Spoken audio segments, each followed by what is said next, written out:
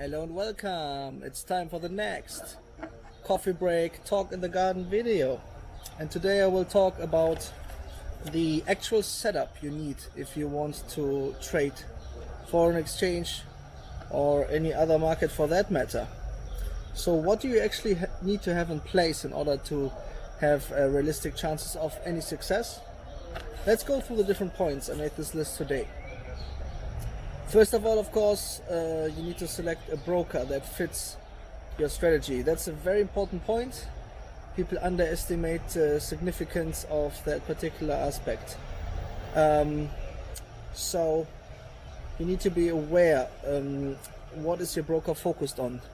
Is it focused on providing low commissions or low spreads or fast execution? All these questions are relevant because let's say you do short-term trading, well, you need a certain setup for that. If you do long-term trading, you need another setup. Okay, so depending on your trading style, you should make a very conscious choice about which broker you use. And be aware that there are many companies out there which may not be suitable for you. In the worst case, it's a market maker based broker, and the broker directly or indirectly trades against you, so there's a conflict of interest. And there are many other stories. I've covered the topic of broker manipulation in another video. So we talk about brokers manipulating the slippage against you, the spread against you, or even inducing artificial price spikes which were never there. So the broker can make or break a strategy. So be very aware of that you selected the broker which fits your particular strategy and approach to the market, and a broker who doesn't play any games with its clients. Unfortunately, these days, even big brokers with big labels can definitely fall into this category, so be very careful. In the best case, of course, you have some kind of relationship with the broker, and you talk to them about what you're trying to do, what you're looking for. But of course, this applies more to bigger accounts. Okay, next aspect, IT. Okay, do you have a strong computer? Do you have screens? If you are a short-term trader, do you have enough screens? Is your internet fast and stable? What happens in case of a power cut? Do you have a battery? Which software do you use, etc.? That's very important. Okay, you need to be prepared if things happen that are unexpected, such as the internet breaking down or electricity, etc. This can lead to unexpected losses. Then your journaling, whether your digital journaling in the best case. So you need to, write a journal about your trades, your approach, your strategy, your good days, bad days. You should document trades. I've shown what I did. I documented I think by now thousands of trades with several screenshots or even videos. Do the same. That's the only way to get better and to learn. If you don't do it, there's no basis for improving. Then you should of course have a financial plan in place. When you open your trading account, how much % of your overall net worth do you put down and therefore place at risk? What happens in the worst case? At which point do you get very nervous? Can you afford to trade such a big account, etc.? These are very important questions. If you put down your last pennies and you depend on trades working out, this is not professional trading, and it won't end well in almost all cases. So you need to risk capital you're comfortable to risk, especially when it's about foreign exchange and short-term trading. Okay, you need to be able to afford that. A time plan. So when do you trade? Like, do you trade part-time, full-time? Understand that if you only trade part-time, it's a massive restriction, and you may be able to maybe trade, for example, some higher time frames, but you can't just have a job and then also try short-term trading by the side. If you only have 1 or 2 hours per day which you can use for trading. So use your common sense. Then of course your information plan. What kind of information do you use for your trading? What kind of news do you look at? What kind of analysis do you look at? Yeah, do you have any market structure stream, and so on and so on? These are very important questions.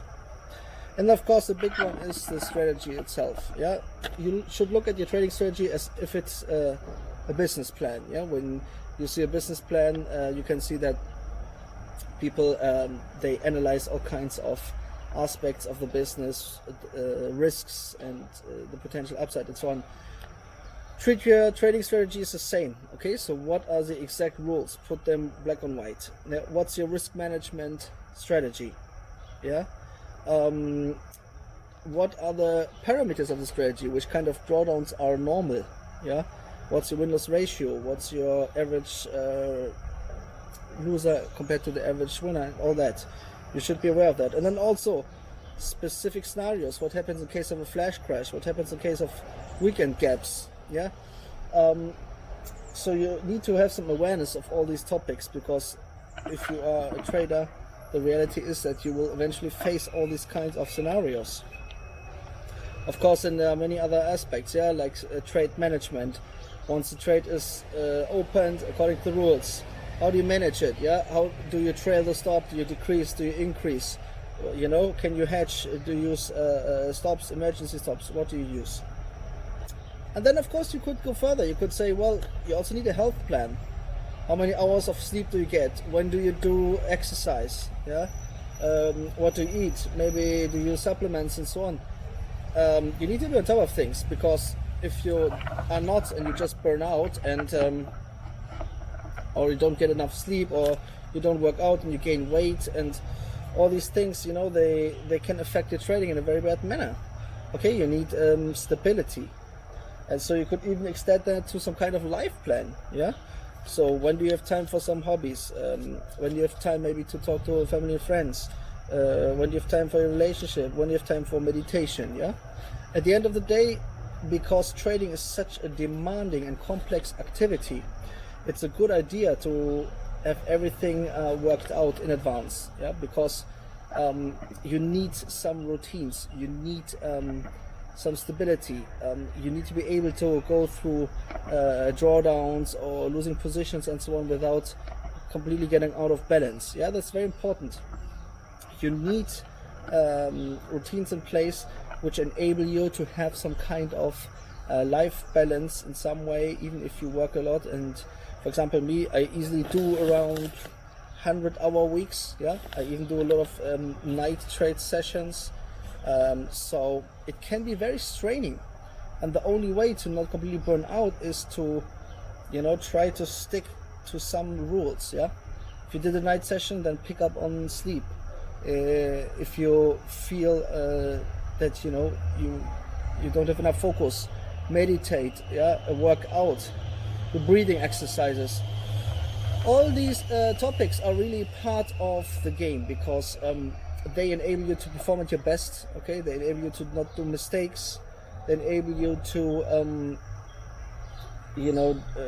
execute well. Because one thing is to have a trading strategy, the other thing is to actually be able to execute that strategy efficiently, and with a minimum of mistakes. So in order to execute, you need to actually have thought about all these kind of aspects. Okay.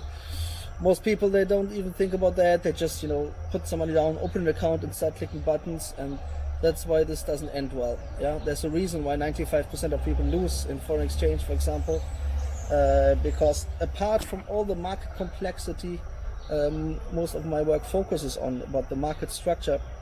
All these other topics are also relevant, yeah, including that you are aware of any broker manipulation that could affect you, including your setup. The setup is not good, yeah, this can really impact your trading. And the fact is that trading is a very sensitive activity. If something is out of balance, it quickly ends with losses. So I thought I'd give this summary. Of course, you could also add additional topics on the list, but I suggest everyone who wants to trade, even if it's long term, it doesn't matter, yeah, whether it's long term or short term. It even doesn't matter whether it's manually or automated. have this plan in place, okay. Be aware of all these factors, make notes, okay, so that you're aware when things are out of balance. And as a footnote, for example, if you feel one day that for private reasons you are emotionally affected and you don't feel at your best, be careful, okay. These are often days where things can go wrong. So, you know, if you feel that you're not 100% present, let's say, you know, rather go home, okay, and don't engage in positions, okay. Managing manual positions, for example, can be very straining. They can go over days, okay. Sometimes there's a window of just a few minutes or seconds where you should have done things, and many hours waiting can be part of it. So, you know, the smart money also knows that, especially when it comes to scalpers and so on, they like to just, you know, let the market go flat to tire those guys out. So, you know, you need to also take account of all these aspects when it comes to trading, okay? And look at trading as a business, like any other business. The more prepared you are, the better it is. As I always say, the odds are really against you. Most of you will completely lose. So try to, you know, be smarter than the masses, and, you know, prepare yourself and constantly try to improve. And, you know, if you develop some awareness, it will do you a lot of good. It will allow you to actually focus on markets, focus on your strategies, to improve them, okay, to manage all the risks in a good manner. Because every trader is also a risk manager, yeah?